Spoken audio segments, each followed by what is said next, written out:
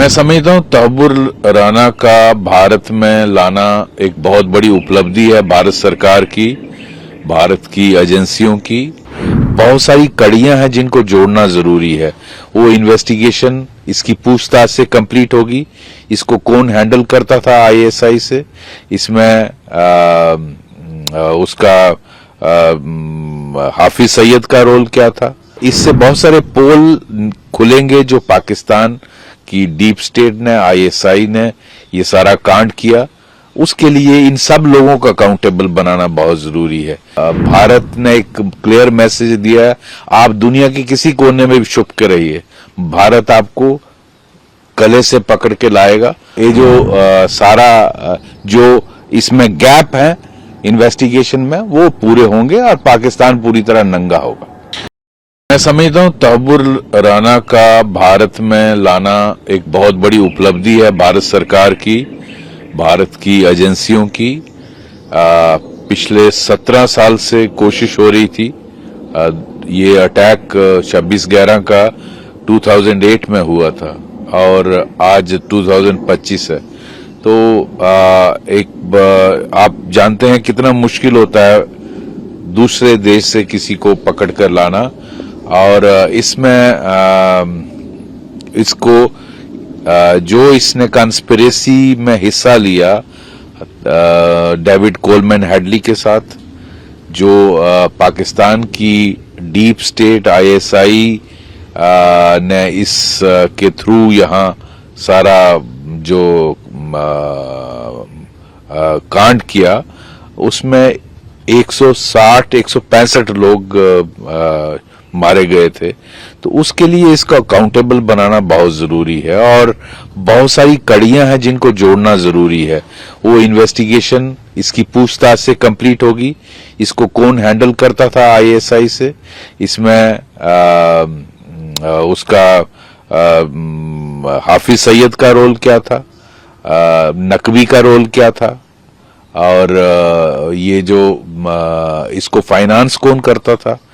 ये जहां इसने जो एक फ्रंट बनाया था मुंबई में, एजेंसी खोली थी जिसके थ्रू इसने मदद की डेविड कोलमैन हेडली की इस सारी कंस्पिरेसी में।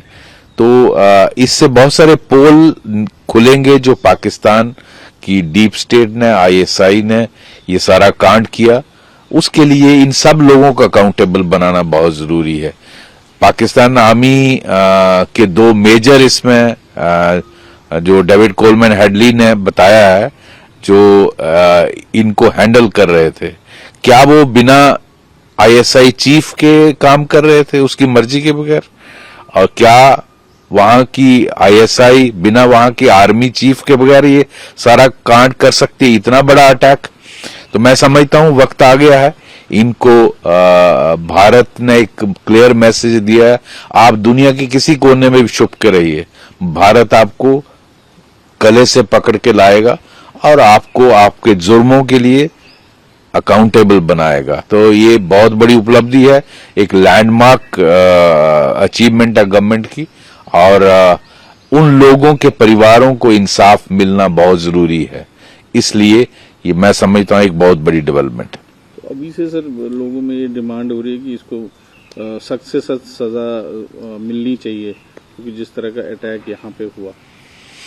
जी, असल में तो इसको फांसी होनी चाहिए, क्योंकि 166 लोग इसमें मारे गए थे और बहुत सारे जख्मी हुए थे। मुझे एग्जैक्ट नंबर नहीं मालूम, लेकिन क्या एक्सट्राडिशन ट्रीटी जो हुई है उसमें क्या कहीं ये कंडीशन तो नहीं है कि आप इसको फांसी की सजा नहीं दे सकते?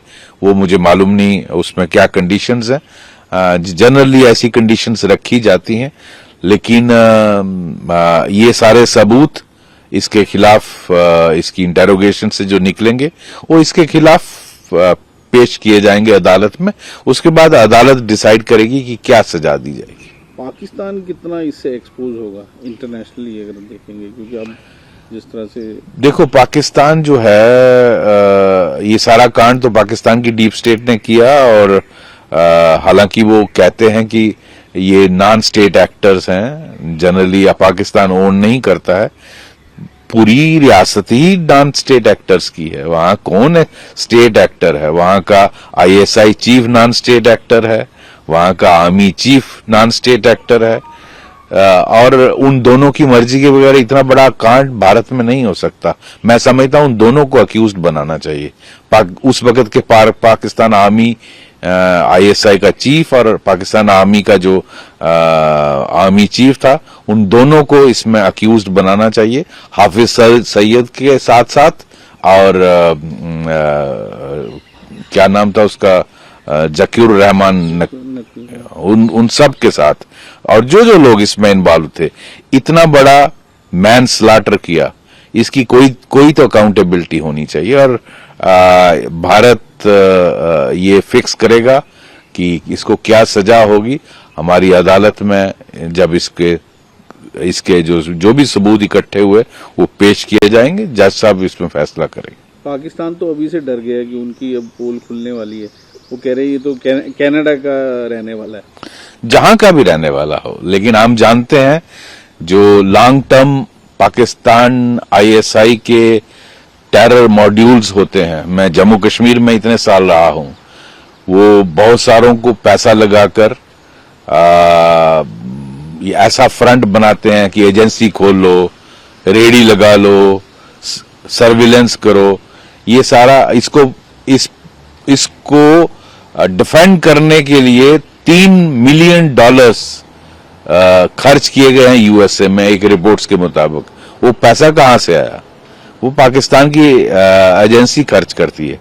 यहां अगर फ्रंट खोला मुंबई में अटैक से पहले और सारी रैकी की, सर्वे किया, where Vidal David Headley Coleman को जो मदद दी, वो सारा इसने किसके कहने पे किया, ये जानना जरूरी है। पैसा कहां से आया ये जानना जरूरी है। तो ये जो सारा जो इसमें गैप है इन्वेस्टिगेशन में, वो पूरे होंगे और पाकिस्तान पूरी तरह नंगा होगा।